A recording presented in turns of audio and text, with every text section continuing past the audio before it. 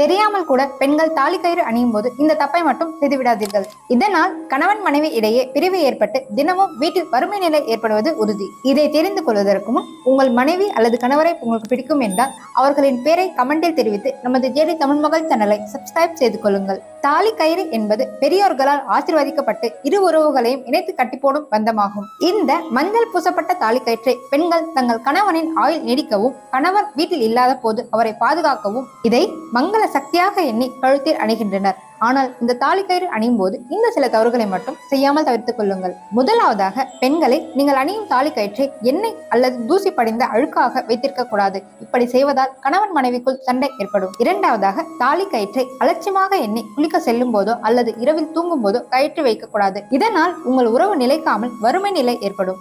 மூன்றாவதாக, அமாவாசை மாதவிடாய் நாட்களில் தாலி கயிற்றை மாற்றக்கூடாது. இதனால் வீட்டில் எதிர்மறை சக்திகள் நிலைத்திருக்கும்.